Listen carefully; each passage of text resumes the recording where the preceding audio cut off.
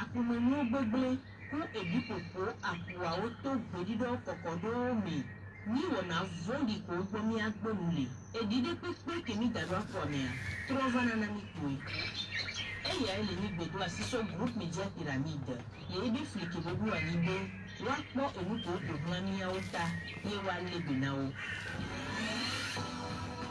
Vous écoutez Pyramide FM. Canal plus vous dans l'heure. Il est 12h. Le week-end, c'est toujours chaud sur Pyramide FM. Sport en direct, DJ en live et invités politiques. 105.5 FM. C'est ici que ça se passe. Des 12. 12 Pepino Atiogué sur 105.5.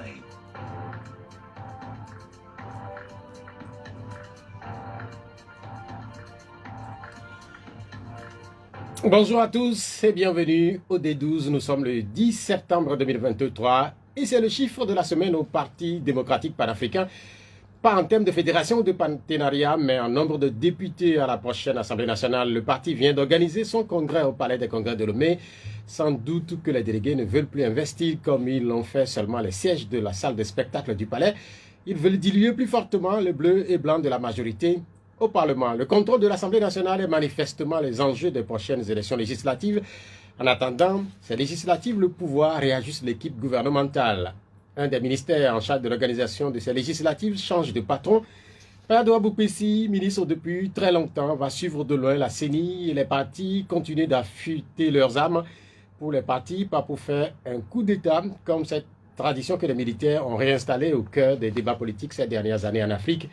Depuis 3 ans, en effet, on parle abondamment de coups d'État, mais les coups d'État, s'ils ont tous le génie de porter des coups aux États et principalement aux institutions, ils ne sont visiblement pas les mêmes.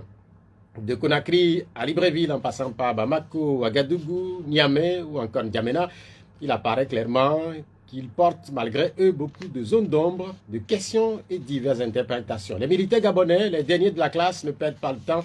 Ils profitent bien du temps de grâce de la communauté sous-régionale et internationale. Y aurait-il de bons et de mauvais coups d'État? Le général Brice Oligui Nguema ne se pose pas la question. Il multiplie seulement les initiatives. On retiendra cette phrase qui fera sans doute date. Venez de vous-même restituer les fonds détournés sous 48 heures, sinon nous viendrons vous chercher et vous verrez la différence. Le message est adressé aux directeurs généraux de l'administration gabonaise. Le début de septembre est généralement celui des messages aussi au Togo, mais ils sont portés par une pierre sacrée prise dans une forêt située à Glidi dans les lacs. Cette année, la cérémonie de la prise de la pierre sacrée a sacré une pierre de couleur blanc sale. Elle annonce de bonnes nouvelles pour les gains, mais aussi pour l'ensemble du Togo. Il est justement temps que ces bonnes nouvelles viennent consoler notamment les nombreuses familles endeuillées ces derniers jours par la mini-série d'accidents sur la nationale numéro 1. Cette route n'est pas juste numéro 1 par sa longueur, 600 km, elle l'est aussi par le nombre d'accidents. Cette semaine, ce sont 2 accidents mortels qui y ont grossi le bilan de 2023. En pleine opération feu tricolore, ces accidents interrogent sur le respect du code de la route. Certains pensent qu'il doit commencer par être enseigné aux élèves dès les cours primaires ou secondaires. Le réformiste Dodi Kokoroko ne sera sans doute pas insensible à l'idée. Notre invité est un collègue du désormais ancien président de l'université de Lomé. Olu Komi est secrétaire général du PSR. L'émission est mise en onde par Boga Koudoyo. Olu Komi, bonjour. Bonjour aux auditeurs et d'entrée, félicitations à vous pour cette synthèse très bien faite. Merci beaucoup, professeur. Nous allons commencer cette émission par le remaniement ministériel ou gouvernemental, puisque cette semaine, certains ministres ont dû quitter le gouvernement, d'autres sont rentrés. Est-ce que vous avez été surpris par ce qui s'est passé cette semaine, puisque très peu s'attendaient à ça? Oui, effectivement, personne n'y avait pensé. Dans tous les cas, moi, je n'y avais pas pensé.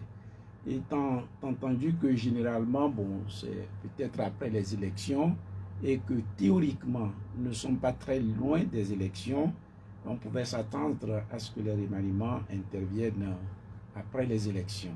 Et donc, de ce point de vue, je dirais que j'ai été personnellement surpris. Est-ce que par exemple, vous auriez aimé peut-être qu'on approche certains qui sont vos proches à entrer éventuellement dans ce gouvernement-là, puisque c'est un gouvernement, visiblement, qui est un gouvernement uni là. Vous savez, le président de la République, c'est lui qui est président de la République, et c'est lui, avec tout son pouvoir, qui sait quand est-ce qu'il faut procéder au remaniement. Et donc c'est un pouvoir discrétionnaire. Nous n'avons pas à faire des commentaires sur cette question. On a changé de ministre, certains sont venus, comme je l'ai dit tantôt, de manière globale. Quel est votre regard sur cette équipe et dont certains viennent donc d'être sortis? Vous savez, est-ce qu'il y a vraiment un grand changement? Nous pourrions dire que certains ministres qui depuis longtemps occupaient leur portefeuille ont été remplacés, et particulièrement le général Yak, qui depuis longtemps était au ministère de la Sécurité. Il a changé de portefeuille, et je crois que les questions de sécurité sont des questions très sensibles, et probablement le président de la République a estimé qu'il fallait peut-être mettre une autre personne à ce poste actuellement. Il y a le ministre de l'administration, donc du territoire, le ministre d'État Boukouessi, qui a aussi, et lui il n'a pas changé de portefeuille, mais probablement qu'on l'appellera à d'autres fonctions, je n'en sais rien, mais est-il qu'il n'est plus au gouvernement? Je crois que ces deux points, ce sont les ministères pour lesquels les occupants ils sont restés pour très longtemps. Le ministre a dit aussi a changé de portefeuille, et peut-être fait nouveau le ministère de la Sécurité. Je crois que l'actuel ministre de la Sécurité n'est plus un militaire, si je ne me trompe pas. Le préfet? L'ancien préfet? Non. Le ministre de la Sécurité, je crois que c'est l'ambassadeur qui est au ministère de la Sécurité, si je ne me trompe pas. On va regarder. Voilà. L'ambassadeur du Togo en France. Ah, l'ancien ambassadeur du Togo. Oui. L'ancien ambassadeur du Togo, Kalis Madouba. C'est un civil, si je ne me trompe pas. Voilà, c'est ça. Donc, c'est... On peut dire aussi. Mais si on regarde un peu Yark Damhan, ministre de la Sécurité, de manière globale, le Togo, sur le plan sécuritaire, ça sort relativement bien quand même. On peut se poser des questions. Pas son remplacement. Oui, mais ça ne pose pas sous cet angle qu'il faut regarder le problème, parce que de toute évidence, dans un pays, plusieurs personnes pourront occuper un poste donné. Et le changement de portefeuille n'implique pas forcément que le travail ait été mal fait. Je ne crois pas que ce soit le cas. Je ne crois pas. Et il est possible que de nouvelles personnes aussi aient une nouvelle vision qui puisse renforcer ce qui avait été fait. Donc sur le plan sécuritaire, c'est vrai, c'est un civil, et ce qui atteste également que même les civils peuvent occuper les postes se rapportant aux questions de sécurité. Et ailleurs, ces postes de sécurité donc, sont aussi occupés par les civils, bien évidemment, qui s'appuient aussi sur les forces de sécurité ou les spécialistes en la matière. Et je crois, une fois encore, le président de la République a ses raisons, et des informations peut-être que nous n'avons pas. On ne peut que regarder cela de loin. Mais oui, on va s'attarder quand même sur deux ministères, puisque vous avez évoqué le cas de Boukouessi. Beaucoup avaient appelé très souvent à ce qu'il soit remplacé, puisque depuis le début du processus démocratique au Togo, il s'était révélé, et puis il a été constamment ministre. Certains, même par rapport à la décentralisation ou au travail à la CENI, certains ont souvent estimé qu'il s'impliquait un peu trop. Est-ce que peut-être que là, avec ce départ, on peut parler de renouveau là, pour ce qui concerne la décentralisation, éventuellement beaucoup plus de liberté pour la CENI? Attendons, on verra ce qui se fera par le nouveau ministre. Mais moi, je considère que ce sont des portefeuilles pour lesquels les ministres ne prennent pas généralement des décisions de façon autonome, sans se référer peut-être au président de la République, ou du moins à un groupe de travail. Et de sorte que on va attendre et on verra comment les choses se feront. Mais il est effectivement utile, il serait nécessaire que la CENI ait plus d'indépendance, puisque nous parlons d'une commission indépendante, mais effectivement, nous avons souvent regretté que son indépendance par rapport au gouvernement soit remise en cause. Et lors de nos débats, ces questions sont souvent revenues. Il y a une curiosité, quand on regarde l'autre ministre, le général Yak Damhan, qui quitte le ministère de la Sécurité pour celui de l'eau. J'ai vu un article cette semaine, hier seulement, qui m'a fait sourire, beaucoup d'inspiration pour celui qui a titré. Il dit Yak Damhan a pris l'eau. En réalité, pour dire quand même que c'est quand même un sale temps là, et quand on est ministre de la Sécurité, est-ce que c'est une porte de sortie là? Parce qu'on peut se rappeler un peu, je crois, le général Namdia à une certaine époque, qui était devenu ministre également de l'eau. Oui, probablement que c'est une coïncidence. Et une fois encore, comme je le dis, et le président de la République, peut-être lui seul est juge donc, de ces nominations. Oui, mais vous pouvez quand même analyser là. Quand on quitte ce poste relativement prestigieux, même si l'eau pour les populations c'est important, mais ce n'est pas des départements qu'on regarde. Oui, il y a une autre interprétation aussi qui est possible, c'est de considérer que ce poste qu'il a occupé depuis très longtemps est peut-être très fatigant. Et qu'aujourd'hui, le président de la République lui confie un poste moins stressant sans se séparer de lui.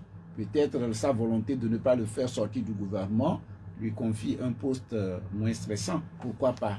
Plusieurs interprétations sont possibles et celui qui y voit une porte de sortie, c'est aussi une lecture où on peut dire qu'on essaie de le décharger également tout en cherchant qu'il soit juste à côté, qu'il ne coûte pas le gouvernement. C'est aussi une interprétation possible. Et une fois encore, nous ne pourrons que poser des hypothèses et parfois des spéculations. Nous ne sommes pas dans le secret des dieux. C'est vrai que quand on évoque les généraux, quand on évoque les noms des généraux un peu en Afrique francophone, notamment ces dernières semaines, et après ce qui s'est passé au Gabon, on a constaté quand même qu'il y a eu un certain nombre de réajustements. On a évoqué le Rwanda, on a évoqué la Guinée-Bissau, on a évoqué le Cameroun. Entre-temps, on a appris qu'un certain nombre de généraux du Togo doivent aller également à la retraite. Et puis, sur la question de Yak qui vient comme la cerise sur le gâteau, est-ce qu'on peut aussi avoir une interprétation dans ce contexte général, ce vent-là qui souffle sur le continent africain? Tout est possible. Donc ce sont encore d'autres hypothèses auxquelles nous n'avions pas pensé et qui, en réalité aussi, qu'on peut inscrire sur la liste de toutes les hypothèses possibles. Et ce sont des analyses, ce sont des hypothèses. Et celui qui a procédé à ces remaniements, bien évidemment, connaît les raisons pour lesquelles il a eu à le faire. Et ces hypothèses ne sont pas exhaustives, elles ne sont qu'indicatives. Voilà. Quand vous dites celui-là, vous faites allusion à Fagnassy, mais on sait que vous avez été candidat à la dernière élection présidentielle. Vous étiez candidat en même temps que lui et que c'est lui qui a gagné ces élections-là. Mais en faisant ces remaniements à quelques mois des élections législatives, on ne sait pas encore avec exactitude quand ces élections vont avoir lieu. Et on sait qu'elles auront lieu peut-être avant 2025, puisque la mandature actuelle va finir dans quelques mois. On aura des élections présidentielles en 2025. Est-ce que déjà là, on est en train de préparer les législatives et la présidentielle? Parce que très souvent, avant la présidentielle, il y a des changements au niveau du gouvernement. Oui, mais à l'heure actuelle, je crois que ce sont les élections législatives et peut-être régionales qui sont en vue.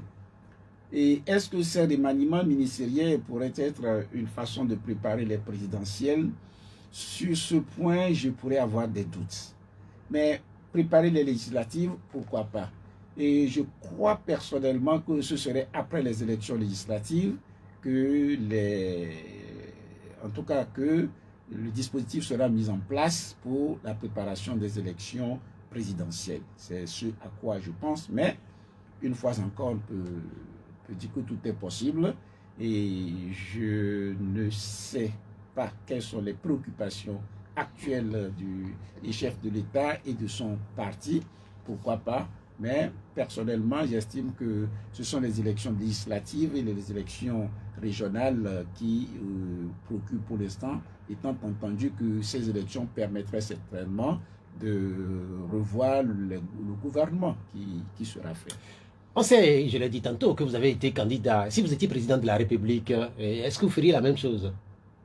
Vous mettiez, par exemple, ceux-là, vous les connaissez sans doute de loin quand même, hein, est-ce que vous feriez un remaniement là, à quelques mois des législatives? Et tout dépendra des données à ma disposition.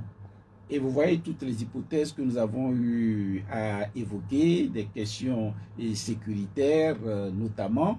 Tout dépend des informations dont je dispose. Et comment peut-être aussi j'entends aborder les élections régionales ou législatives. Vous savez, l'attitude d'une personne dépend de beaucoup de choses. Les informations à sa disposition, sa façon de pouvoir les analyser, les orientations qu'il entend donner à ses actions. Et donc, pour pouvoir bien juger les décisions qu'une personne a eu à prendre, je crois qu'il est souvent nécessaire d'avoir au moins les informations ou les fondements sur lesquels il a eu à prendre ses décisions. Je ne pourrais pas dire que j'aurais fait autant que lui, tout dépendra des informations que j'aurai à ma disposition. Donc je ne peux pas dire que je ferai des remaniements à la veille des élections législatives. Si c'est nécessaire pour que son parti puisse avoir davantage de sièges, pourquoi pas. Et si c'est dans une autre logique, et également, pourquoi pas, tout dépendra des objectifs et des moyens dont on dispose, des informations dont on dispose. Sur cette partie de sa gouvernance, est-ce que vous êtes satisfait ou pas? Du président de la République, bien sûr. La gouvernance par rapport à ce qui a été fait, vous savez, ce n'est pas parce que je suis un opposant que je le dis. Il y a plusieurs choses, plusieurs aspects sur lesquels je ne suis pas satisfait. Et c'est évident, je l'ai souvent dit, sur la question des droits fondamentaux, il y a encore beaucoup de choses à faire. Et sur la question de la gestion transparente du pays, je crois personnellement qu'il y a également beaucoup de choses à faire sur le plan de la solidarité entre les différentes couches sociales. Et personnellement également, je crois qu'il y a beaucoup de choses à faire. Et bon, il applique sa politique, pas la mienne, de sorte que, effectivement, il est normal qu'il y ait des différences. Quand on évoque le Togo, de plus en plus ce que les Togolais disent, la majorité par rapport à ce qui nous est rapporté, c'est que rien ne va. En fait, c'est ce que les gens disent, que les choses sont devenues de plus en plus dures. Est-ce que ce n'est pas des situations qui peuvent être évoquées par les gouvernements, notamment le gouvernement du Togo, pour peut-être justifier un certain nombre d'actions qui étaient peut-être prévues et qui n'ont pas pu être mises en œuvre? Parce qu'au niveau mondial, il y a quand même la Covid, il y avait eu cette Covid, et puis après, il y a eu, jusqu'à présent, la guerre en Ukraine, et tous les impacts que cela provoque au plan international. Oui, les choses sont dures, mais probablement que tous les pays ne sont pas exactement dans la même situation. Vous savez, la politique, et d'ailleurs dans la vie humaine, c'est l'affectation des ressources limitées aux besoins qui apparemment sont illimités. Et que faire pour que ces ressources limitées puissent être affectées de façon opportune, de façon judicieuse, et que faire pour avoir davantage de ces ressources, mais également de pouvoir faire ces affectations dans la transparence, les faire aussi de façon à réduire les écarts. Et je crois que le problème n'est pas fondamentalement sur l'importance simplement des ressources, mais comment on les affecte et comment on les gère. Je crois que c'est aussi un élément important à prendre en considération. Les choses sont difficiles, c'est une réalité et nous sommes bien placés pour le savoir.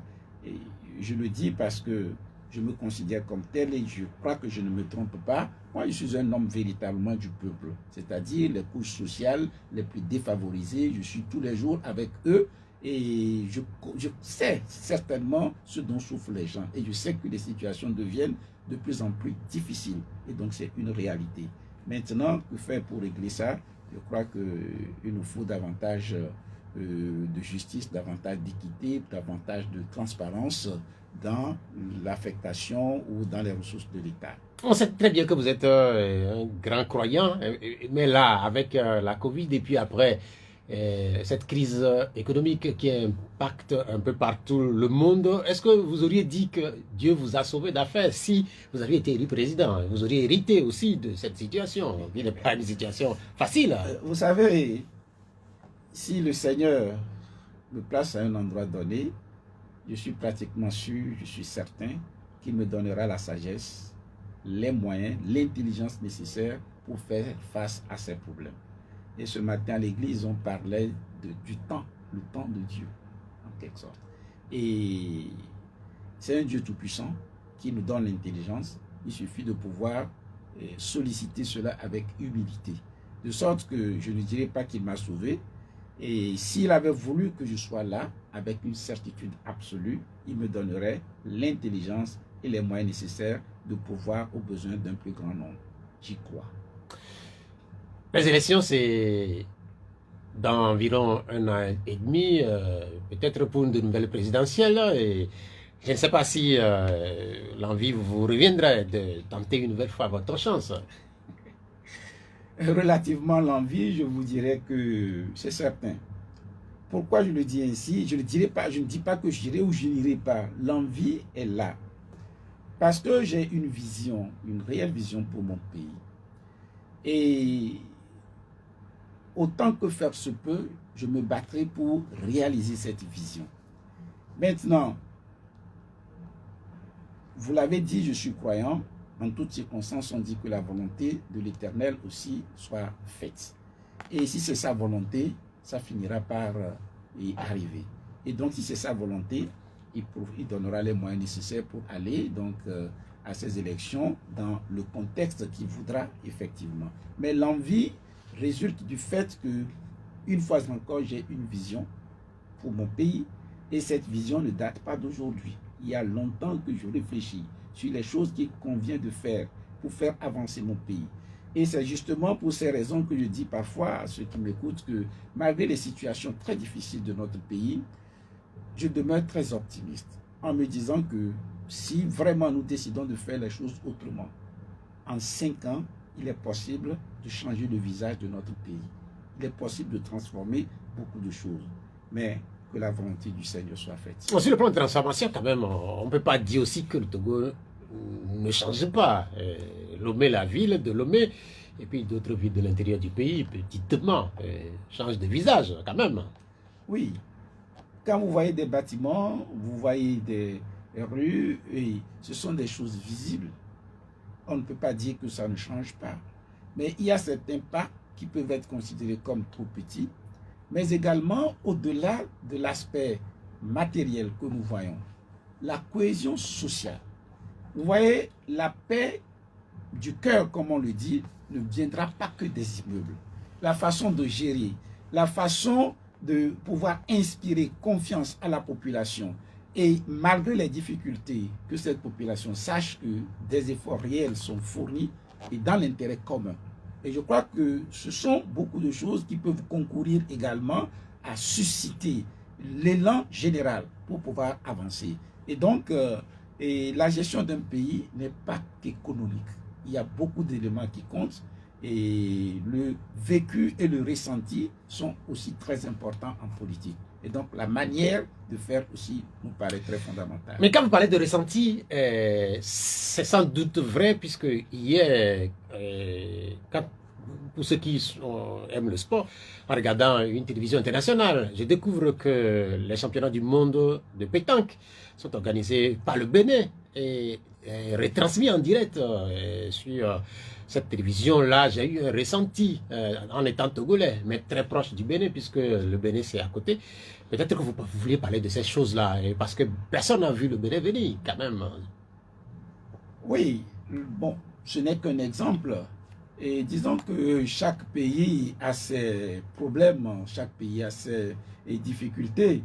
Et là, c'est un aspect positif également pour le Bénin. Je ne suis pas béninois, je préfère avoir davantage de réserves sur les questions se rapportant au Bénin, mais je dirais que le Bénin aussi a ses difficultés, le Bénin aussi a ses problèmes, et peut-être que si j'étais béninois, je souhaiterais encore d'autres choses pour mon pays. Voilà. Je reviens sur le fait que vous avez été candidat, toujours sur la question des ressentis. Nous allons prendre un ou deux exemples. Vous avez été élu président. Prenons la lagune de Lomé, puisque quand on regarde un peu à côté ce qui se fait de mieux, ce qui se fait de bien en Côte d'Ivoire, ce 5e pont qui a été inauguré il y a une dizaine de jours, quand on regarde ces images-là, quand on fait la comparaison avec le Togo, force est de constater qu'on n'a presque pas... peut pas comparer. Là, nous avons des lagunes ici. On n'a pas ce type de pont. Si vous avez été président, prenons la lagune de Ber ou de Nikonakwe, quelle aurait été l'architecture là?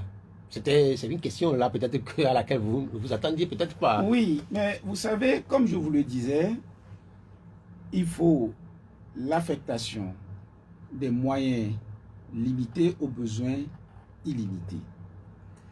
Les lagunes, relativement à leur position, il est vrai qu'on pourrait faire autrement. Mais une première interrogation également, à laquelle il faut répondre, est-ce que c'est une urgence aujourd'hui au Togo par rapport à d'autres préoccupations? Je le dis ainsi parce que quand vous prenez le cas de la Côte d'Ivoire, quand vous comparez l'embouteillage à Abidjan par rapport à l'embouteillage au Togo, et je crois que c'est deux situations totalement différentes. Ces ponts devraient permettre de résoudre fondamentalement également ces problèmes.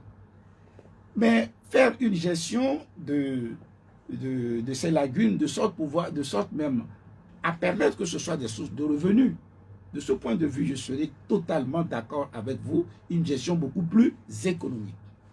Mais est-ce que fondamentalement, nous avons besoin des ponts pour résoudre le problème des embouteillages? Il faut bien regarder. Je ne crois pas que le problème se pose dans les mêmes termes que la situation aujourd'hui à Abidjan. Et je vous assure, parfois quand j'y vais pour les cours, heureusement ces dernières années, et je suis logé souvent non loin de la zone où je fais les cours. Il y a quelques années, on me logeait, j'allais dans une université qui me logeait un peu loin du lieu du cours. Le temps que je mets pour quitter la maison et arriver à l'école est plus long que le temps que je mettais pour quitter Lomé et arriver à Abidjan. Et pour faire, en tout cas, y compris les formalités. Lomé-Abidjan par avion. Par avion, bien évidemment, y compris les formalités donc, à l'aéroport. Et pour cette raison, je dirais que il ne faudrait pas affecter des fonds pour des réalisations de prestige. Le temps viendra où on le ferait. Quand vous voyez, par exemple, l'état de nos routes, ce que nous appelons national numéro 1, quand vous voyez l'état de cette route aujourd'hui, et je pourrais vous dire que ce n'est pas simplement Lomé pour dire qu'il faut faire de grands ponts à Lomé et négliger l'intérieur du pays où des milliers de Togolais tous les jours se déplacent de Lomé à Dapaon. Et je vous dis que j'ai eu de malheureuses expériences sur cette route où vous êtes pressé, vous allez parce qu'il y a un seul accident, la voie est bloquée pendant 2 heures, 3 heures.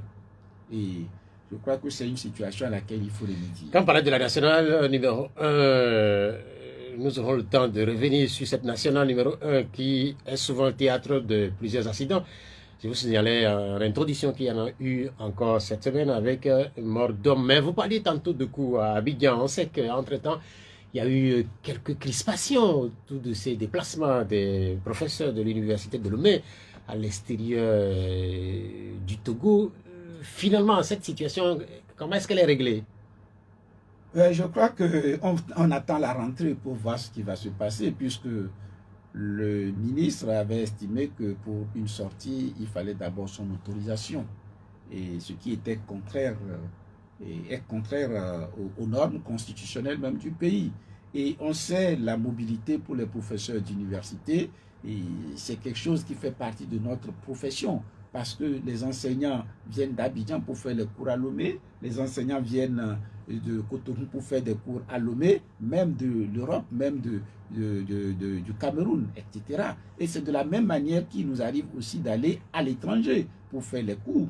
Et subordonner notre sortie à une autorisation préalable, ce n'est même pas de dire que vous donnez vous introduisez une demande pour demander un ordre de mission, mais demander une autorisation préalable du ministre. Et je crois qu'au-delà du fait que ça compromet notre façon de travailler dans les universités, c'est une atteinte aux droits fondamentaux. Tout Togolais est libre de sortir et de rentrer sur le territoire togolais. Seulement, si c'est des questions pour le fonctionnement, donc le service public, eh bien, ce n'est pas une question d'autorisation préalable. Ils estiment parfois que les gens laissent leurs fonctions, laissent leurs cours à Lomé ou au Togo pour aller faire des cours ailleurs. Il faut sanctionner ces personnes. Il faut trouver les moyens pour les contraindre à faire d'abord leur mission. Moi, toutes les fois que je dois partir, j'anticipe en faisant mes cours, ou je demande aux collègues, à certains collègues, prenez mes heures. Quand je reviendrai, je vais récupérer. Je n'ai jamais négligé l'université de Lomé au profit de quelque université que ce soit une université privée au Togo ou une université à l'étranger. Et dans ces conditions, je trouve que s'ils ont diagnostiqué de vrais problèmes en estimant que certains abandonnent leurs cours, la solution qu'ils préconisent la solution préconisée n'est pas la bonne solution. Et donc, on ne peut pas soumettre notre sortie à une autorisation préalable du ministre. En même temps qu'on a eu cette information ou qu'il y avait eu cette crispation autour des sorties des enseignants de l'université de Lomé, il y avait eu également une petite crise qui a... Oui, en fait, on vous a entendu parler autour de cette crise concernant un des doyens de l'université qui devait comparaître devant une commission de discipline, si je me rappelle bien. Et cette autre histoire, qu'est-ce qu'elle est devenue? Non, je crois qu'ils ont reporté la comparution du doyen devant la commission de discipline. Et jusqu'à ce jour, aucune suite n'a été donnée.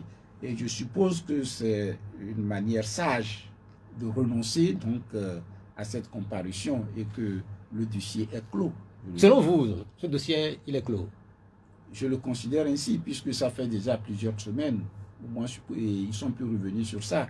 Et je crois que c'est la solution la plus sage. Et aujourd'hui, le président de l'université même aussi a été remplacé. Et je vois mal le nouveau président revenir sur cette procédure à la fois irrégulière et attentatoire également à nos libertés. Ce qu'on n'avait pas compris quand il y avait eu cette histoire, c'est quand même vous êtes des gens de lettres, vous êtes des gens de droit, vous connaissez la pratique et beaucoup étaient surpris quand même que finalement, que des doyens aient été convoqués et que finalement lui, il a décelé un certain nombre d'anomalies durant le processus. Oui, ça arrive, ça arrive. Vous savez, peut-être ceux qui ont pris l'initiative de la sanction et n'ont pas étudié les règles qu'il fallait. Et parfois, pour agir, il faut davantage de patience et bien examiner la situation. Et je crois que cela n'a pas été fait. C'est ce qui a permis aux doyens de relever toutes ces incohérences, ces insuffisances. Et au-delà de cela, est-ce qu'il était opportun vraiment de chercher à le traduire? Donc, je laisse tomber l'aspect irrégularité donc, quant à la procédure. Est-ce qu'au fond, c'était justifié vraiment de chercher à le traduire devant un conseil de discipline? Et je trouve que ce n'était pas justifié. Et d'ailleurs, c'est la raison pour laquelle je m'étais insurgé. Si vous vous rappelez, bien souvent, je viens ici, parfois vous me posez des questions sur la façon dont les choses se passent à l'université et comment je juge l'action du président de l'université. Vous voyez qu'il arrive souvent que je vous dise que si j'ai quelque chose à lui dire, je le lui dirai. C'est que là, j'étais face à une situation où il fallait réagir. Il fallait vraiment réagir et le faire à temps. Et... Non, mais en fait, votre réaction là, est-ce qu'elle a servi à quelque chose durant cette crise? Écoutez, je laisse les gens juger. Je sais quand même que, alors qu'il aurait dû comparaître le lendemain, et à 2 heures de la comparution, on nous avait dit que la comparution était reportée. Et il faut signaler qu'il aurait dû être accompagné par un avocat de son choix ou une personne de ressources de son choix. Et en réalité, c'est moi que le doyen avait choisi. On devait aller ensemble. Et donc, c'est à 2 heures donc, de la comparution qu'on nous a avertis en nous disant que cela était reporté. Est-ce que cette sortie a eu une incidence? Et je n'en sais rien. Et une fois encore, je ne suis pas dans le secret des dieux. Et c'est possible que cette sortie ait pu mettre l'accent sur la profondeur donc, du malaise à l'université et que les auteurs, et que les autorités supérieures soient intervenues pour demander de calmer la situation. Non, mais sincèrement, est-ce qu'il y a un malaise là à l'université? Il y en avait sérieusement. Il y en avait. Parce que quand vous voyez la façon dont les enseignants étaient traités, et parfois sur le plan syndical, je reviens sur ça, la liberté syndicale est une liberté fondamentale. Et au niveau des enseignants de l'université, c'est comme si on nous interdisait même cette liberté syndicale, qui est un droit fondamental. Et si on en arrive à cette situation à l'université, eh bien, vous voyez que c'est suffisamment grave. Ce que les gens parfois ignorent, c'est que les enseignants d'université, même si vous êtes un salarié ou un fonctionnaire, quand vous vérifiez sur le plan international, on dit que nous sommes traités comme des indépendants. Parce que nous ne sommes pas que des enseignants, nous sommes des enseignants-chercheurs. Et la liberté fait partie de la recherche. Et cette liberté d'esprit, d'expression. Et si nous, à l'université, nous ne pourrions pas dire ce qui ne va pas, et que ceux qui se mettent à faire des revendications doivent être soumis à des sanctions ou parfois à des actes d'humiliation, mais vous comprenez bien évidemment qu'il y a un malaise. Et je ne vais pas le cacher, il y avait effectivement un malaise.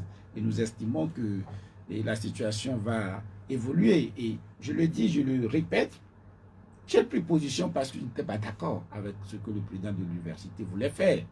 Mais sur le plan humain, est-ce que j'ai quelque chose contre lui personnellement? Je le dis, Dieu m'est témoin, absolument rien. Mais s'il fallait refaire par rapport à de telles situations, je n'hésiterai pas à prendre position. Quand vous parlez du président de l'université, vous faites allusion à Dodi Kukuruko, ministre de l'enseignement primaire et secondaire. Il a laissé son fauteuil au niveau de l'université.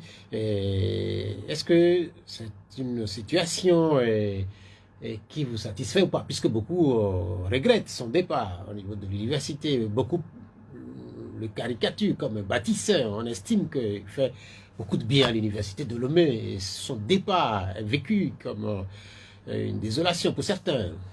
Vous savez, tout est relatif. D'autres vont regretter son départ, d'autres vont apprécier son départ, et que certains disent que c'est un bâtisseur, ils ont leur raison. Sur le plan de certaines réalisations matérielles, on le voit, il y a des réalisations matérielles. Mais comparé à ceux qui l'ont précédé, je ne peux pas dire que ceux-là également ont démérité. Pour la simple raison que tout dépend des moyens dont on dispose pour ces réalisations. Et si mes informations sont exactes, il semblerait que certains des projets qu'il a pu réaliser, ces projets existaient déjà au temps de...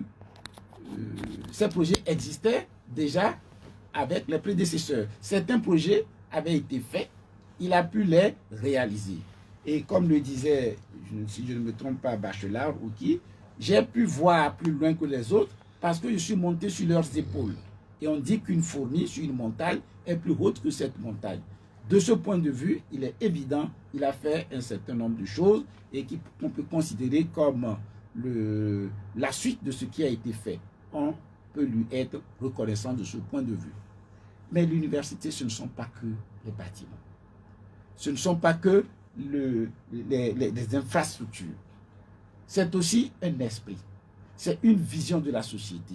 Comme je vous le disais il y a quelques instants, si au Togo, nous avons des rues, nous avons des bâtiments, c'est une bonne chose. Mais il y a aussi l'aspect que je peux considérer comme intellectuel, l'aspect que je peux considérer comme spirituel, l'aspect social. Mais le climat d'un point de vue social à l'université est c'est totalement dégradé. On va pas, personne ne pourra le nier.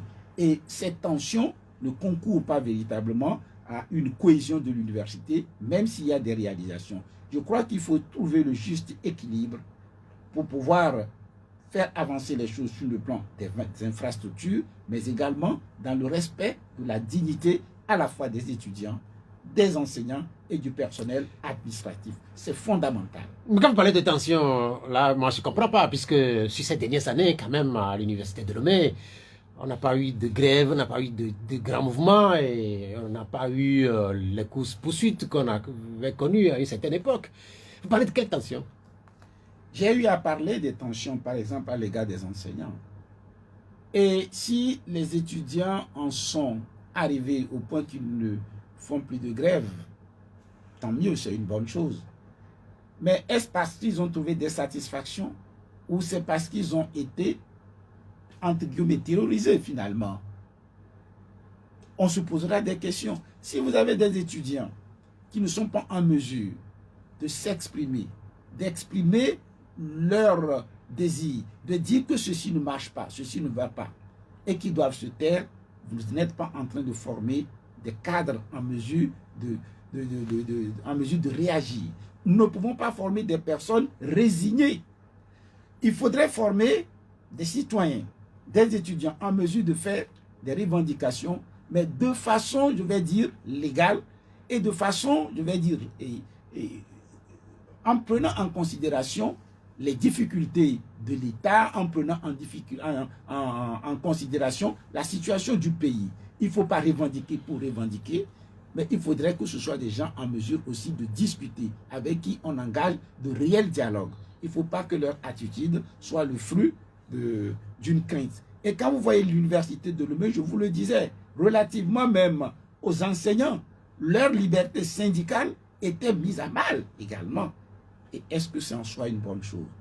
Et je réitère en me disant que ce n'est pas parce qu'il n'y a pas de grève qu'on pourrait dire que tout se passe bien.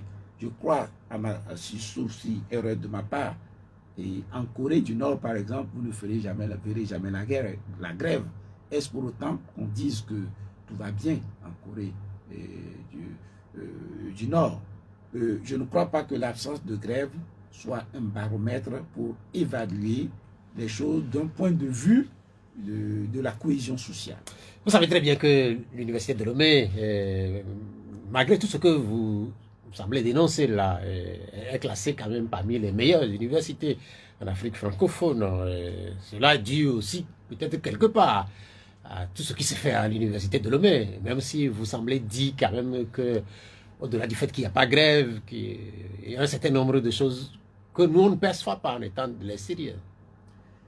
Ceux qui ont procédé à ce classement ont leurs critères et vous savez, tous ces éléments, ce sont des études qu'il faut toujours relativiser. Sur le plan des productions, sur le plan de l'enseignement, sur le plan de l'encadrement des étudiants, moi personnellement, je vous dirais que je ne suis pas heureux de la situation de ma faculté. Quand je dis ma faculté, je ne suis pas doyen de ce que je connais de cette faculté. Les difficultés... Faculté de droit? De droit. L'encadrement aujourd'hui des étudiants me paraît très insuffisant. Je ne sais pas si nous avons le temps nécessaire pour que j'en parle. Regardez, pour les facultés de droit, les travaux dirigés sont quelque chose de fondamental. Nous faisons les cours dans les amphis, mais c'est dans les groupes de travaux dirigés de 25-30 que nous encadrons bien nos étudiants.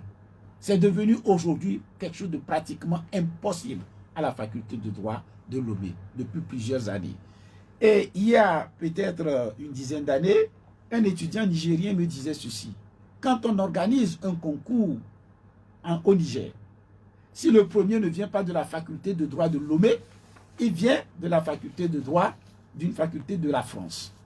Donc c'était une référence. Ceux qui échouaient à la faculté de droit ici allaient au Bénin et devenaient majors de leur promotion. Ce que je dis est vérifiable. Aujourd'hui, faites-les composer avec ces nationalités. Je ne suis pas sûr que nous puissions obtenir les mêmes résultats. Cela voudrait dire qu'il y a un réel problème. Étant doyen, j'avais soumis un projet au président à l'époque en lui disant, je veux aller voir les sociétés dans la ville, donc les entreprises, pour leur demander de m'aider à construire un bâtiment de 10 salles. 10 salles dans lesquelles nous ferons consacrer exclusivement aux travaux dirigés de la faculté de droit. De 7h à 19h, ça fait 12 heures. Donc dans chaque salle par jour, on ferait 6 TD à raison de 2 heures pour un TD. Fois 10, ça fait 60. De lundi à samedi, ça fait 60 fois 6, 360 groupes de TD. De sorte que nous puissions reprendre les travaux dirigés pour rehausser le niveau de nos étudiants. Parce que ce que nous avons aujourd'hui, ce n'est pas bien. À l'époque, déjà, doyen, j'avais... C'était en quelle année? Je finissais mon mandat en 2019. Et le président de l'université, à l'époque, m'a dit de laisser tomber. Il était déjà en relation avec les sociétés et qui s'en chargerait. Je me rappelle lui avoir dit, même s'il n'était pas possible qu'on construise des bâtiments, qu'on nous fasse cela, je voudrais qu'on le fasse avec des conteneurs. Parce qu'au Bénin, ils ont des salles avec les conteneurs. L'essentiel, c'est que nous ayons les 10 salles pour faire nos travaux dirigés, pour redonner à la faculté de droit ce prestige relativement au contenu de la formation. Vous voyez, et effectivement, je dirais que ce n'est pas qu'il ne m'a pas écouté. Il m'avait écouté, il m'a dit de laisser tomber, il s'en chargerait. Et il m'avait envoyé à l'époque un architecte. C'est Patrick Amenda, si je ne me trompe pas, avec qui j'ai discuté. On a fait le plan que j'ai soumis à l'évaluation, à l'observation des autres collègues, et pour voir quels sont les ajustements possibles, de sorte que nous ayons nos salles pour reprendre les travaux dirigés. Bon. Après, moi je suis parti, l'architecte a commencé, j'aurais appris que récemment, ils ont plus ou moins terminé les travaux. Et ça prend du temps, tout simplement. Est-ce que cela sera affecté à la faculté de droit? J'ai des informations qui me font douter, mais on verra. Donc c'est pour dire que pour moi, il y a des choses concrètes et dont nous avons besoin pour faire avancer. Espérons que le projet dont vous parlez, ce projet finisse par se concrétiser pour le bien de l'université de Lomé, une université qui est déjà, selon les derniers classements, bien cotée au niveau francophone. Nous allons au téléphone pour les auditeurs, puisque c'est la tradition à partir de cet instant, avec notre invité du jour, le secrétaire général du PSR, le professeur Oulou Komi, et c'est lui qui répondra à vos questions sur les numéros de la radio 87 50 34 37 et puis 10 43 09 70. Allô, bonjour. Oui, quel est votre nom? Oui, c'est Pelé. Oui, Pelé, comment vous allez? Si tout le monde pouvait faire comme Pelé chaque dimanche, appeler la radio pour participer aux émissions, ce serait une très bonne chose. Pelé, félicitations et merci encore. Ok, bon. Professeur, bonjour. Bonjour, monsieur Pelé, et merci beaucoup. Toutes les fois que je suis ici, je crois que j'ai eu une question de votre part. Félicitations. Ok, bon. D'abord, l'université au Togo, l'université de Lomé, meilleur prix. C'est bon, mais il faut que ceux qui sortent de cette université-là gagnent quelque chose.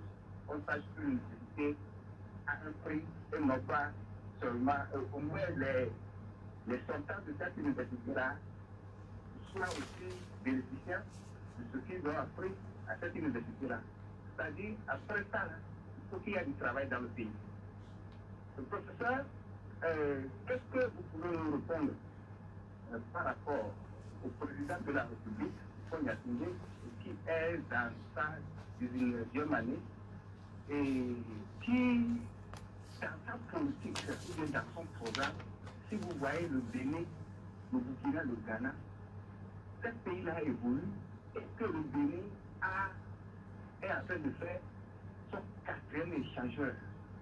Le Bénin, le Dahomey qu'on a connu, que le Togo, c'est-à-dire le Bénin ne peut pas s'approcher du Togo aujourd'hui. Quelle est la politique? Qu'est-ce que fait la politique du Fonya Tindé? Parce que vous avez participé à ce gouvernement en 2006, mais comme un gouvernement de transition. Qu'est-ce que vous sentez que ça ne va pas? Est-ce que c'est l'entourage ou bien c'est le président Fonya Tindé? Deuxième préoccupation, l'agenda constitutionnel des élections de l'Université, ça devait être en réalité nous devant nous défendre. Est-ce qu'à l'heure où nous sommes, c'est possible que cet agenda constitutionnel soit respecté et si ce n'est pas le cas? Où se trouve le problème? Merci. Bien, merci pour deux préoccupations. Professeur? Oui. Je crois relativement au premier aspect, le Bénin est à son quatrième échangeur, alors qu'on ne le voit pas au Togo. Une fois encore, je vais être fidèle à ce que j'ai dit. Le développement d'un pays ne se mesure pas au nombre d'échangeurs. Donc pour moi, c'est vrai, il peut avoir, c'est pour rendre fluide la circulation, c'est une bonne chose, mais nous ne devons pas simplement nous focaliser sur les échangeurs. Okay. Maintenant, relativement aux questions de chômage dans notre pays, c'est une question fondamentale. Je suis totalement d'accord. On ne va pas former des gens et que ces gens soient au chômage. Si vous vous rappelez bien, et vous avez eu à le dire, j'ai participé aux élections, cela a été pour moi l'une des préoccupations fondamentales. Aujourd'hui, quand vous regardez, j'ai dit, il suffit de faire 50 mètres au Togo, disons à Lomé ici 50 mètres, 100 mètres, vous trouvez les prêt-à-porter. C'est fabriqué où? En réalité, c'est à l'étranger. Cela voudrait dire que nous ne sommes que des consommateurs de ce point de vue. Ces éléments permettent déjà de régler un certain nombre de problèmes et même exporter une main-d'œuvre plus qualifiée. Quand vous allez par rapport à ce que nous produisons sur le plan agricole, il faut produire, transformer. Est-ce qu'il est normal que nous puissions, nous, au Togo, continuer par importer du riz? L'année passée, quand on avait rencontré le ministre relativement au fonds que le gouvernement a débloqué pour pouvoir subventionner le riz et le rendre accessible aux Togolais, si je ne me trompe pas, c'est quelque chose de plus de 14 milliards. Et j'ai eu à observer ce jour-là, il dit, mais si vous prenez ces sous pour subventionner, pour que le riz soit accessible aux Togolais, pourquoi on ne l'investit pas pour produire localement ce riz, de sorte que nous ne puissions plus importer du riz? Vous voyez, ce sont... Non, est-ce que vous avez de l'espace pour ça? Le Togo a beaucoup d'espace, mais le Togo, c'est un petit pays, c'est vrai, mais les espaces cultivables existent encore largement. Et cela aurait permis de régler ces problèmes de chômage au lieu d'importer, ce qui nous fait et qui entraîne des déficits sur la balance commerciale. On pourrait plutôt exporter. Ce sont des choses concrètes auxquelles il faut réfléchir. Et on n'a pas besoin de sortir de très grandes écoles pour s'asseoir et réfléchir sur ces éléments qui nous permettraient de faire reculer le chômage. Mais est-ce que aussi c'est pas un début que quand aujourd'hui le gouvernement propose ce qu'ils appellent le ZAP et les agropoles, un certain nombre d'initiatives pour justement apporter un peu plus au plan agricole Vous voyez, sur cet aspect, il y a des initiatives qui sont prises et dont on ne voit pas vraiment le résultat. Et il y a longtemps qu'on aurait dû régler ces problèmes. Quand vous investissez dans un domaine donné, à un moment, il faut faire le bilan, évaluer et vérifier la pertinence de la politique menée. Ce qu'on pourrait appeler l'efficience, d'évaluer les moyens mis en œuvre et les résultats obtenus et éventuellement redresser les choses. Et avoir des objectifs ou bien poser des trucs sur le plan quantitatif. Voici ce que nous voulons atteindre. Est-ce qu'on a pu l'atteindre? Qu'est-ce qui fait qu'on n'a pas pu l'atteindre? Et réajuster. Mais je ne vois pas ces éléments de façon concrète dans la gestion. Vous appelez à l'évaluation. Voilà. Et sur l'autre aspect, sur l'agenda constitutionnel, je crois que relativement aux élections législatives, en principe, les mandats finissent bientôt, ou plutôt les élections doivent être organisées le 8 décembre. Mais s'ils ne parviennent pas, s'ils ne les organisent pas, on estime que les députés restent en place jusqu'aux prochaines élections. Mais nous espérons que ça se ferait dans un délai raisonnable. Bien, merci. Allô, bonjour. Oui, vous êtes à l'antenne. Quel est votre nom? Gérard, comment vous allez? Ok, Gérard, on vous écoute. Oui, je vais répondre à la question que vous avez posée peut-être avant de continuer. On dit que notre secrétaire est un secrétaire de droit, donc apparemment il ne mesure pas les étendues que nous avons au Congo. Ce n'est pas de sa faute. C'est pas ce que ça veut dire. Non, mais en fait, je n'ai pas... Allô, allô. Oui. Je n'ai pas compris. Non, et quand vous lui demandez est-ce que le pouvoir suffisamment de faire une opportunité naturelle pour pouvoir produire du riz. Alors, pour apporter de l'eau moulin de ce oui, mais on a suffisamment d'espace pour pouvoir produire du riz que nous avons très assez qui sont là autour des trous d'eau. Quand nous prenons dire, nous prenons le monde, nous prenons toujours le riz, ces parcelles-là suffisent largement pour qu'au Togo, on produise du riz. On se fait des parcelles. Quand on va dans les plateaux, il y a des espaces où on n'a même pas besoin de bassins, mais on peut cultiver du riz en semant même du riz dans ce pays-là. Là, c'est ça. Donc, il faut que les gens s'attellent à tout faire pour que nous ne soyons pas toujours des consommateurs comme nous importons du riz. Donc, il faut que nous produisons. Bien, merci, c'est noté. Oui, ma question. Professeur. Oui, monsieur. Moi, je vous admire toujours. Entre-temps, lors des élections législatives de 2013, vous avez fait association avec la NP et apparemment, votre positionnement, ça vous a déplu. Ce qui fait que vous ne pouvez pas député à l'Assemblée malgré vos souhaits dans ce groupe. Mais je vous invite aujourd'hui à vous inspirer du cas de la Côte d'Ivoire où le parti de Gbagbo et celui de Bégué à des endroits donnés de la Côte d'Ivoire ont fait des alliances et ont contraint le pouvoir à avoir sa domination sur tout le monde. Maintenant, le cas du Gabon qui est là, quand même une des alliances, monsieur Loulou, est-ce qu'aujourd'hui, nous voulons au Togo, par exemple, que lors des élections législatives prochaines, qu'on met dans les constitutions et un candidat de l'opposition et un candidat du pouvoir. En ce moment, les choses seront claires, à mon avis. Que je veux dire. Bien, merci Gérard pour la question.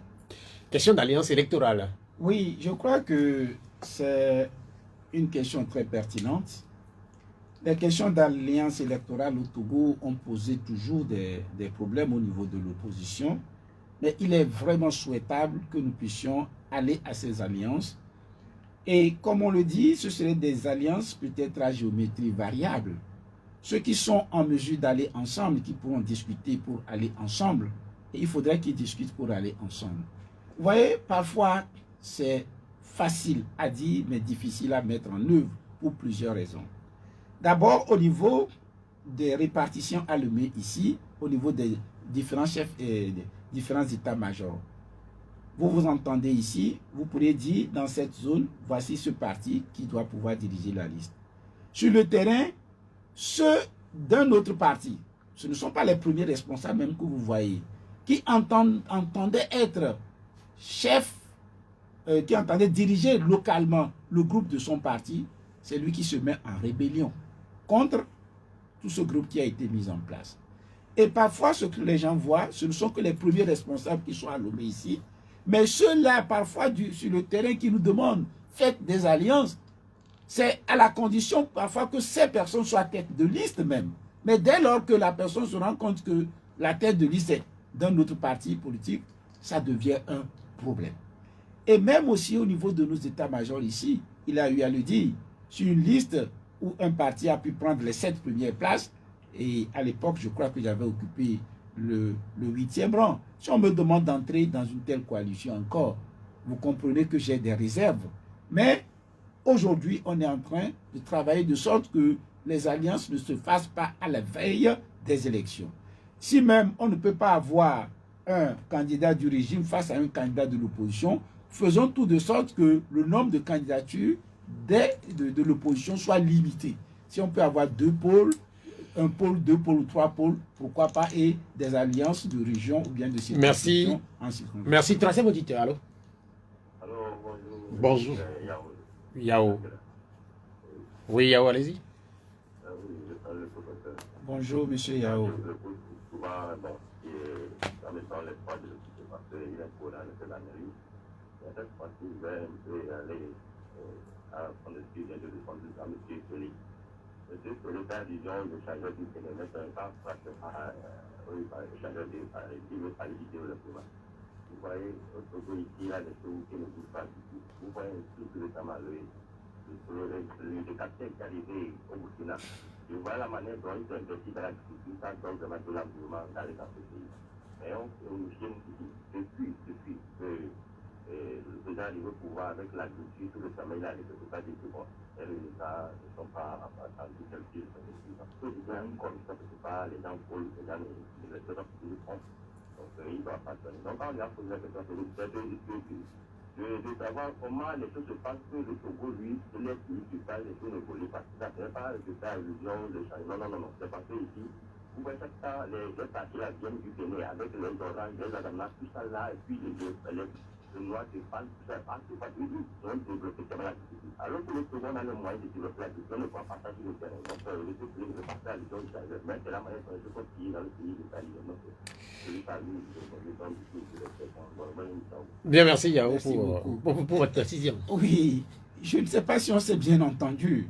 Parce que sur la question de l'agriculture, je déplore la situation du Togo en disant qu'on peut faire beaucoup de choses. Mais c'est parce que l'intervenant a dit qu'au Bénin, on a aujourd'hui 4 échangeurs. Je crois que c'est sur ce point que je dis que ce n'est pas l'échangeur, le nombre d'échangeurs qui doit être un critère d'évaluation du développement d'un pays. Si vous êtes dans un pays où peut-être les problèmes d'embouteillage ne se posent pas avec acuité et que vous avez besoin des moyens nécessaires pour développer l'agriculture, est-ce que vous prendrez les moyens pour faire des échangeurs et négliger l'agriculture et négliger l'université, par exemple? C'est en cela que je dis l'affectation des moyens limités aux besoins illimités. Donc, le résultat sur le plan de l'agriculture, je ne suis pas satisfait. Je n'ai pas dit qu'on n'a pas besoin d'échangeurs au Togo, non plus. Comprenez-moi bien, je dis simplement que ce n'est pas le nombre d'échangeurs qui permet d'évaluer le développement économique d'un pays. Voilà. Bien, merci. Allô? Allô? Oui, bonjour. Oui, bonjour. Merci pour participer à l'émission. Oui, vous êtes à l'antenne, allez-y. Oui, je suis Fabrice. J'aimerais d'abord féliciter le professeur Oulou pour tout ce qu'il a dit, son exemple oratoire, et une valeur sûre pour éveiller les consciences sénégalaises qui sont, tout ce qu'il a dit sur le développement de l'université. Donc, je peux le féliciter et chapeau à lui et du courage à toutes les positions sénégalaises. Ok, merci. Merci beaucoup, Fabrice, pour vos propos très aimables. Merci beaucoup. Est-ce que c'est des félicitations? Quand on parle de félicitations ou ce type de message, comme ce que Fabrice vient de faire, est-ce que c'est important en politique? Je crois que c'est important en politique. Pourquoi? Parce que parfois, nous-mêmes, nous nous posons des questions. À quoi ça sert? Pourquoi je me tue autant? Mais lorsque vous vous rendez compte que cela peut avoir des impacts, il dit éveiller les consciences pour qu'on fasse autrement les choses, vous vous dites que vos efforts ne sont pas perdus. Parce que parfois, c'est de réels sacrifices que vous faites et vous avez l'impression que ça ne change rien et vous vous dites pourquoi dois-je continuer? Mais ces messages vous permettent de savoir que non, ce n'est pas inutile, continuer, et si ce n'est pas aujourd'hui, ce sera demain. Nous allons dire quelques mots de l'actualité africaine dans un instant, le temps de retourner au téléphone après Fabrice. Allô? Allô, bonjour. Bonjour. Oui, bonjour, monsieur Pierrot. Oui, on vous appelle comment? Oui, on m'appelle Grégoire et je vous appelle depuis Avoué. Grégoire. Oui, Allez-y. oui, d'accord. Je salue notre professeur. Bonjour, monsieur Grégoire. Oui, bravo à vous. Merci beaucoup. Alors, la question universitaire m'importe peu. Pourquoi je dis ça m'importe peu? Parce que vous avez apporté une question, M. Pierrot avait dit que l'université maintenant, il y a des tensions sur le campus. Puisqu'il y avait eu un problème en tout cas avec le ministre Hugo Wateba et le ministre Nico Koropo, celui qui était un ancien ministre, vraiment l'ancien président de l'université, qui avait tenté vraiment, moi-même, c'était comment la personne, comment dit, moi, j'étais raciste, c'est-à-dire que j'étais là où comment j'étais à une conférence de presse où on nous expliquait leur contenu. Donc la tension a eu pour moi, je ne sais pas si c'est politique ou pas. Alors, je dis tout ça, je viens au niveau de l'agriculture. Nous avons des terres aujourd'hui ici qui sont très importantes, mais qui ne sont pas fragilisées. Pourquoi je dis ça? À Lomé, au Togo maintenant, on ne fait que valoriser les émissions. On ne fait que valoriser la mesure. On les deux. Après, les cultures, après quoi? C'est délicat et politique. Vous ne voyez pas que le Togo est devenu un lieu où on envoie seulement les motos et on ne veut pas le développement de la jeunesse. Je ne sais pas si nos dirigeants veulent s'accaparer du pouvoir pour faire amener les deux, comment dans le domaine des dirigeants, et pour s'appuyer, je ne sais pas. Quel leader on veut pour ce pays? Bien, merci. La question, elle est comprise. Le professeur va réagir. Non, on a compris, cher ami. On a très bien compris. Voilà. Merci, monsieur Grégoire. Je crois que vous avez pleinement raison. Et on valorise les indigents alors qu'il y a des terres qu'on aurait pu mettre en valeur. Vous avez pleinement raison. Vous savez, cette question, on doit pouvoir, comme on le dit, mettre bas la terre, réfléchir, prendre conscience de la situation et éviter le folklore, discuter concrètement, trouver des solutions. Il y a des personnes à Lomé ici, conducteurs des étudiants, il suffirait d'un moyen donc modeste, on les met ensemble, on leur trouve un terrain avec des moyens adéquats pour produire qui deviennent de grands producteurs pour notre pays. Et je crois que si les dirigeants nous entendent, il faudrait qu'on puisse ensemble réfléchir sur ces situations. Pouvoir dépasser même les clivages politiques et pouvoir, opposition, pour qu'on réfléchisse sur des moyens concrets de régler, de résoudre ces problèmes afin que notre pays puisse avancer. Je crois que je suis entièrement d'accord avec vous. C'est une préoccupation fondamentale. Voilà. Bien, merci. Parmi les préoccupations en Afrique ces dernières semaines, ces derniers mois, ce sont ces coups d'État en série qui déstabilisent un peu les pays francophones. Le Mali, le Burkina Faso, le Niger, la Guinée, le Tchad, mais aussi récemment le Gabon. Pour le Gabon, tout le monde a été pris de coups surpris. Est-ce que vous avez été surpris vous aussi? Vous savez, on ne peut pas dire qu'on est surpris par ce qui se passe au Gabon. Et ça devrait aller de soi, si je ne me trompe pas. Ça devrait aller de soi. Pourquoi je le dis ainsi? Quand vous voyez vous-même l'état du président gabonais, donc tout le monde sait que sur le plan même de la santé, ça ne va pas. Mais il s'accroche au pouvoir. Et en plus de cela, qu'est-ce qu'il peut faire qu'il n'a pas encore fait durant tout le temps qu'il a passé au pouvoir? Et sur le principe, on est contre les coups d'État. Parce qu'il existe une autre façon d'accéder au pouvoir. Mais bien évidemment, face à certaines situations, on ne peut que saluer, vous voyez, certains coups d'État. Parce que le coup d'État n'est pas que militaire. Et aujourd'hui, tout le monde en est conscient. Il y a des coups d'État institutionnels. Malheureusement, lorsque les coups d'État militaires viennent mettre fin aux coups d'État institutionnels, c'est qu'il arrive que ces coups d'État militaires aussi ne permettent pas de revenir à la réelle démocratie. Mais s'ils le font de façon raisonnable, préparer le terrain comme il se doit, de sorte qu'on revienne à la vraie démocratie, on ne peut que saluer de telles situations. Les coups d'État dans l'absolu, on les condamne, mais il y a des situations dans lesquelles on ne peut que dire que finalement c'est la solution. Voilà. Et le président gabonais, vu son état de santé, normalement, aurait dû se retirer pour se reposer. Ce coup d'État du Gabon n'a pas suscité les mêmes types de réactions, notamment au plan international. On sait ce qui s'est passé autour du Niger, avec toutes les condamnations et les menaces d'intervention. Comprenez-vous ce qui se passe au Gabon? Pourquoi est-ce que ce coup d'État-là n'est pas autant dénoncé? Mais vous l'avez vu, les résultats des élections, tels que, on l'a dit, d'abord la santé du président. Et il était sûr que les résultats tels qu'ils se sont présentés, ce ne sont pas les résultats qui ont été proclamés. Et si on doit rester au pouvoir, utiliser le pouvoir pour se maintenir au pouvoir, eh bien, dans ces conditions, je crois que ces coups de force pourraient être justifiés. Et la seule façon d'éviter ces coups d'État, c'est que nous revenions à la véritable démocratie. Quand on est au pouvoir, il ne faut pas chercher à s'accrocher au pouvoir. Ceux qui font des manipulations constitutionnelles pour pouvoir rester longtemps au pouvoir, eh bien, ça ne peut que susciter ces réactions. Malheureusement, on les déplore.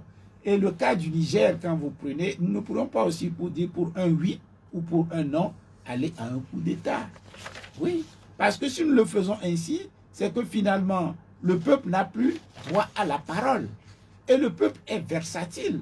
Le seul moyen pour que le peuple puisse parler, ce sont des élections transparentes. Mais si aujourd'hui, on parvenait à ramener le président nigérien, vous verrez que une partie de la population aussi chercherait encore à le soutenir.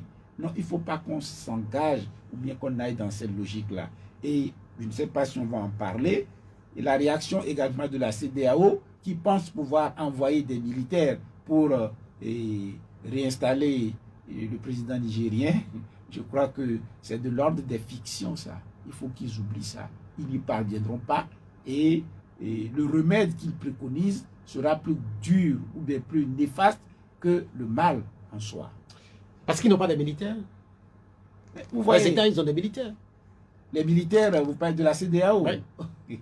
C'est un rêve contre les militaires nigériens. Regardez, il ne s'agit même pas d'aller extrader ou exfiltrer le président pour dire nous le prenons pour le faire sortir. Mais vous irez, vous resterez là durant le reste de son mandat. Vous irez tirer sur la population nigérienne pour pouvoir prendre ce président vivant. Et ceux qui le gardent, s'ils décidaient de le tuer, vous mettrez en place un cadavre comme président du Niger pendant le temps qui reste. C'est une illusion de vouloir réaliser un tel projet. Oui. Sur la situation du Niger, il y a cette question de Komia Dantou. Il dit, est-ce que le Niger pourrait traduire la France en justice en cas d'intervention militaire au Niger? Un communiqué des autorités nigériennes disent que la France commence déjà les positionnements de ces hommes. Est-ce que, par exemple, c'est réalisable de ce côté-là? Puisqu'on sait que du côté de Paris, on semble être un peu plus chaud là. Mais la France ne fera pas d'intervention militaire. C'est dépassé. Aujourd'hui, ces interventions militaires sont dépassées. Si elle fait une intervention militaire, elle ne pourra pas rester au Niger. Du point de vue même de la légalité internationale, elle ne doit pas le faire. Et si elle le fait, je crois que ce serait une fausse route. Je crois que ce sont des menaces pour rien. Elle pourrait essayer de pousser les pays africains à le faire. La France elle-même ne le fera pas. Je crois que les temps ont changé. Les temps ont changé. Sur la question des coups d'État, on sait que petitement ça a commencé au Mali et ça s'est étendu à un certain nombre de pays africains, francophones notamment. Quelles sont les leçons qu'on peut commencer par tirer de cette série qui visiblement est en cours, puisque quand on suit un peu les médias français, certains journalistes sont arrivés à prédire de prochains coups d'État. Ils ont cité par exemple le Cameroun, ou encore le Congo-Brazzaville. Donc cela suppose qu'on n'a pas fini avec les coups d'État. Tout est encore possible. Mais comme je vous le dis, il faut que l'Afrique fasse tout pour qu'on n'en arrive pas à ces coups d'État. Parce que finalement, si ce sont les armes qui doivent permettre d'accéder au pouvoir, ce qui signifie que pour un oui ou pour un non, effectivement, on aura des coups d'État. Cela voudrait dire que le peuple n'aura même plus son mot à dire. C'est justement pour cette raison que tous ceux qui sont au pouvoir doivent tout faire pour éviter ces coups d'État constitutionnels, doivent éviter de s'accrocher au pouvoir. Les pays africains francophones ont des hommes aptes pour diriger nos pays. Vous venez, vous faites votre 2 mandats, même si vous êtes un sauveur, vous avez fait votre temps. Partez et qu'un autre vienne faire ce qu'il pourra également faire. On pourra comparer. Et parfois, ceux qui vous demandent d'y rester, ce n'est pas dans votre intérêt, ce n'est pas dans l'intérêt de la nation, c'est dans leur propre intérêt. Voilà. Il y a cette question de Credo Sodi, depuis l'Omnava à Lomé, dit que devient le projet du professeur de donner des cours de droit aux citoyens via des canaux de télégramme. Il a parfaitement raison. Je crois que ça continue, mais pas au rythme que nous avions souhaité. Au départ, nous avons voulu qu'il y ait de petits groupes avec des encadreurs internes. Et j'avoue que à un moment donné, j'ai été moi-même gêné que ces jeunes qui font ces encadrements, qu'on ne puisse même pas leur donner un quelconque soutien. Quand je parle de soutien, sur le plan financier, ne serait-ce que pour les connexions. Et ensuite, nous avons donc regroupé tout.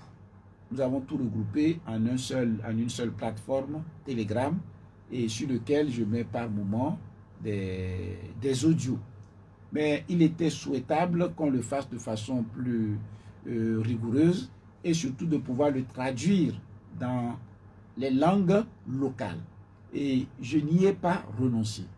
Mais il faudrait peut-être trouver des moyens et pour pouvoir le faire de façon beaucoup plus assidue avec une équipe, qu'on soit en mesure aussi de rémunérer, ne serait-ce que de les indemniser par rapport aux dépenses qu'ils font. Et quel est l'objectif de ce projet? C'est de faire des Togolais des gens de droit? Vous savez, si tous les Togolais connaissaient un peu le droit, les choses se passeraient autrement. Et j'ai eu à dire dans mon projet de société que si j'étais élu, le droit deviendrait quelque chose d'obligatoire dans tous les collèges. Et à terme même, on le ferait à l'école primaire. C'est-à-dire que des notions élémentaires, pouvoir faire comprendre un certain nombre de choses. Vous voyez, nous étudions à l'école primaire, parfois au collège, la géographie des États-Unis, de la Russie, de l'Asie, de telles choses. Finalement, nous ne voyons même pas à quoi ça pourrait nous servir. Mais si on apprend à chaque citoyen des règles élémentaires du droit, vous verrez que la réaction des citoyens même serait totalement différente. Et je crois qu'à terme, nous changerons notre pays. C'est quelque chose de fondamental. Et je ne suis pas au pouvoir. Mais si aujourd'hui, le gouvernement en place décide de le faire, j'applaudirai. Je vais applaudir. Qu'ils sachent que le droit est un besoin pour chacun d'entre nous.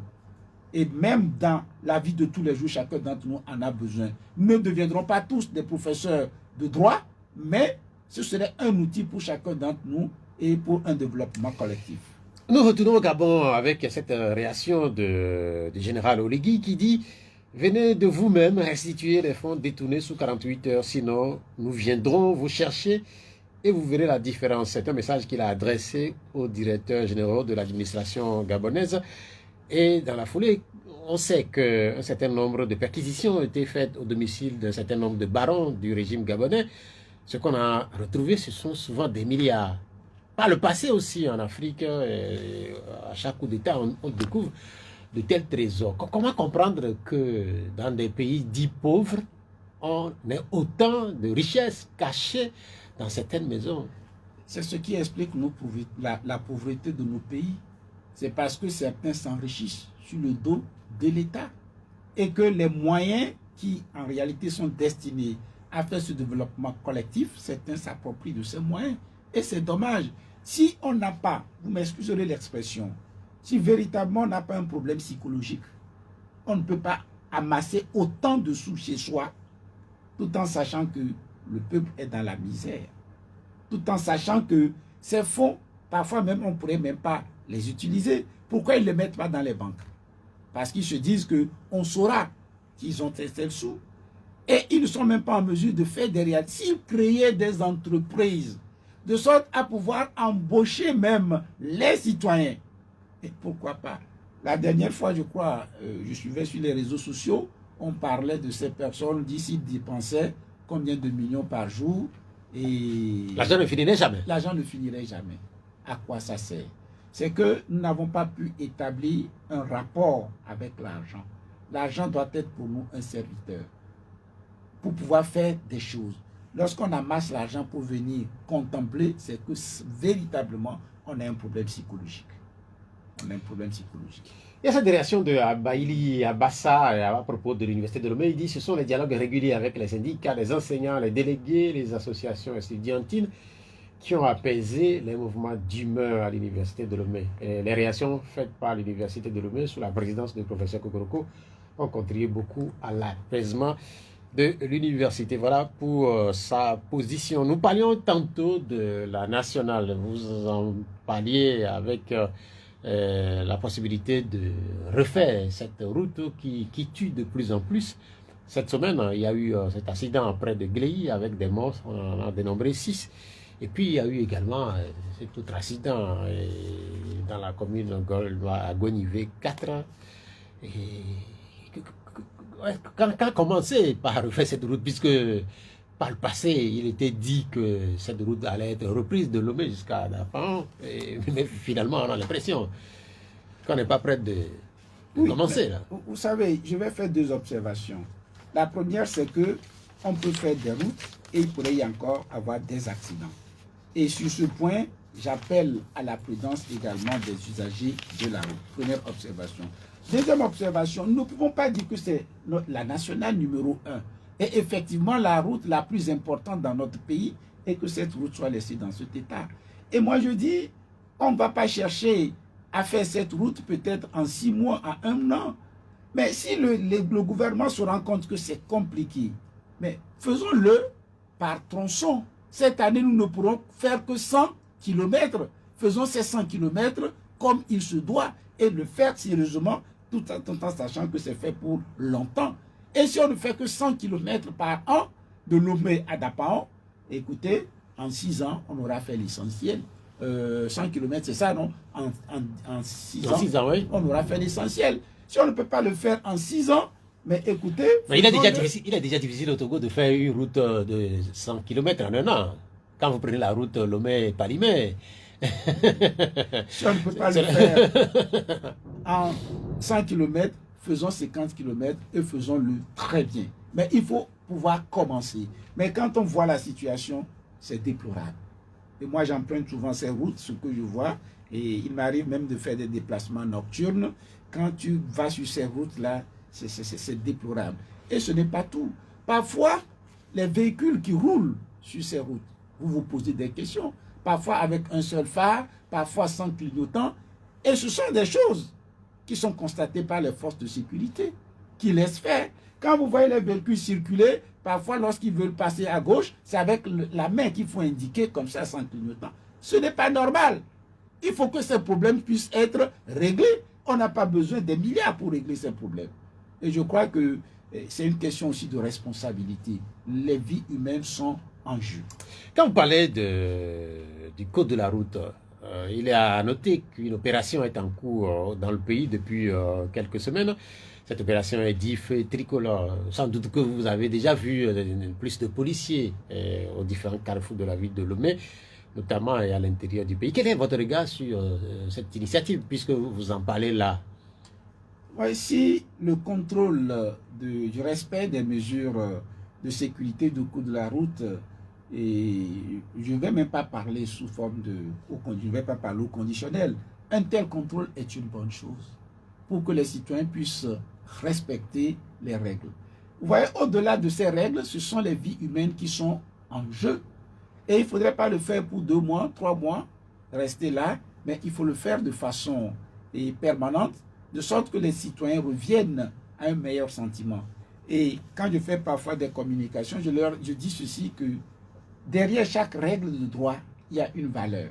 Et je leur dis, derrière le feu tricolore, il y a la valeur qui est la protection de l'intégrité physique de l'homme. Et vous, en brûlant le feu tricolore, pour vous, la police ne m'a pas vu. C'est l'essentiel. Mais vous ne savez pas que vous avez exposé la vie d'une personne en danger. Vous voyez, récemment, je disais à quelqu'un qu'il y a une infraction qu'on appelle la mise en danger d'autrui dans le code pénal togolais. qui consiste à violer délibérément une règle, tout en sachant que cette règle, disons la règle violée ou le comportement peut exposer autrui à un danger. Quand vous regardez, je crois que c'est passible de 2 ans d'emprisonnement ou dans certaines situations même jusqu'à 5 ans. Et je faisais observer que le fait de violer un feu tricolore en toute vitesse, sachant qu'on peut causer un accident, est une mise en danger d'autrui. Et cela pourrait valoir 2 ans d'emprisonnement. Et que si un jour on fait sortir ces règles et qu'on menace 1 ou 2 personnes, les gens pourraient mieux comprendre. Voilà. Nous avons dit, pour terminer cette émission, quelques mots de votre parti. On sait que récemment, vous avez tenu un congrès, n'est-ce pas? Oui.